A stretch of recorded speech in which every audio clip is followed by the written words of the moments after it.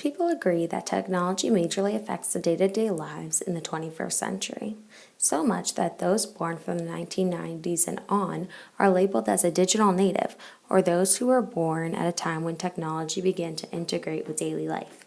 As many assemblies there are that warn the youth of dangers on social media, most do not realize the power it actually has. Among the obvious, such as connecting loved ones and malicious posts from cyberbullies, lies a force that only recently received attention from the world. Terrorist groups, such as Islamic State in Iraq and the Levant, known as ISIS or ISIL, may use the internet more than the average teenager.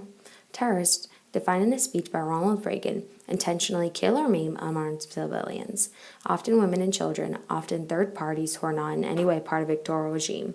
Terrorists are always the enemies of democracy. As many definitions that exist, Reagan's quote illuminates the fact that terrorists do not care who they harm as long as it benefits them. These enemies of democracy found a way to hurt the world and do so through a device everyone keeps close.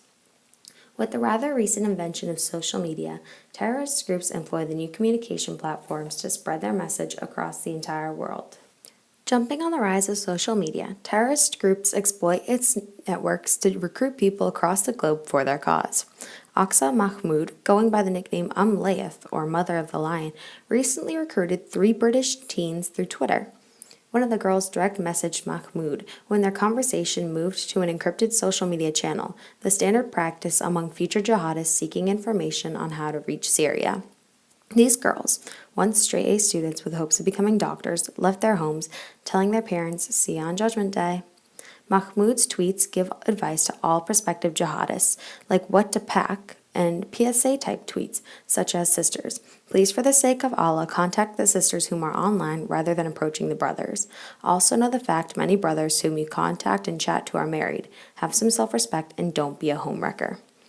The presence of ISIS is vital to their campaigning because when they, teenagers vocal and angry about events in Syria, do not receive adequate answers from their families, schools, or the local mosque, they often turn to the internet. Teens may end up receiving the information from an ISIS-supportive source, leaving the possibility of the teen favoring ISIS and enlisting in the cause. However, ISIS can easily find recruits by Googling any ISIS-related website and searching the chat rooms for people like Abdurrahman Juraboev. Juraboev, a 24-year-old man who posted on a website made for ISIS and asking, "I'm in USA now, but we don't have any arms. But is it possible to commit ourselves as dedicated martyrs anyway while here? What I'm saying is to shoot Obama and then get shot ourselves. Will it do?" This proves that ISIL does not need to influence people to join their cause because the internet has already indoctrinated their followers and now they beg to become martyrs for the group. Not only do terrorist organizations utilize social media for recruiting purposes, but also to gain attention in several countries. ISIL created a Twitter-related app called the Dawn of Glad Tidings that posts tweets to promote ISIS on your timeline in a way that avoids Twitter's spam detection algorithms. This causes ISIS-related hashtags to trend on Twitter, catching the eyes of curious web surfers and generating support from the Twitter community. This presence brings ISIS legitimate support online, and it owes a lot of that support to a calculated campaign that would put an American social media marketing guru to shame.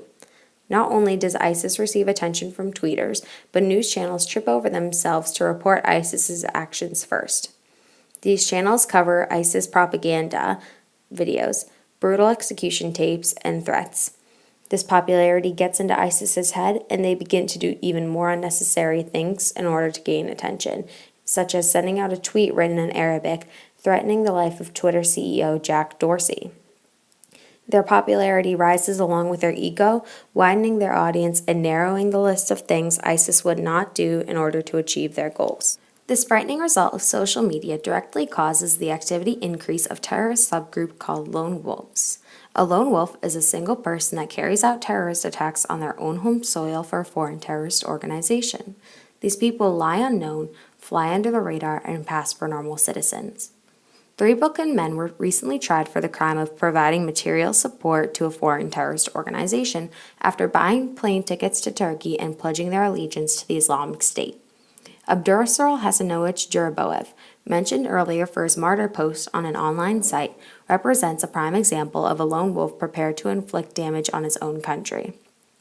James B. Comey, director of the FBI, defines lone wolf terrorism as ISIS putting out a siren song through their slick propaganda through social media that goes like this: Troubled soul, come to the caliphate.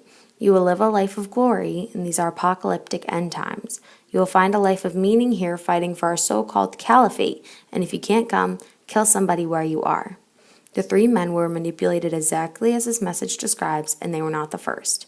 Using the internet, a computer-savvy lone wolf could be as dangerous as the most sophisticated terrorist group or cell in using the internet to commit a major cyber terrorist attack.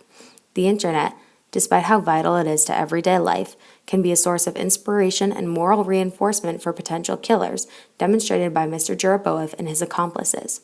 For years, countries like the United States use the anonymity of the internet to pose as al-Qaeda operatives to uncover those who contact al-Qaeda correspondents. Although the world tries to catch up to the internet and distinguish good from bad, the internet will continue to expand its arsenal of reports and websites, providing bigger opportunities every day for lone wolves to study the art of executing attacks and how to make a variety of explosives. As said by G.K. Pillai, India's Home Secretary, the real challenge is someone who is not known. Lone wolves secure an advantage over large terrorist cells because a notorious foreign operation is easier to locate than someone who resides in the shadows. ISIS's propaganda illuminates a downside to social media most do not deal with daily. Preventative measures should be taken to educate the youth of internet dangers other than cyberbullying. This eliminates the issue of teens fleeing to ISIS, like the 3 British girls mentioned before. A smaller pool of soldiers limits the actions of ISIS because they cannot commit brutal attacks against the world if they do not have the people to carry them out. Acknowledging that social media produces issues that not only affects our teens' productivity, but could influence their well-being, brings society one step closer to cutting off a source of recruitment for the enemies of democracy.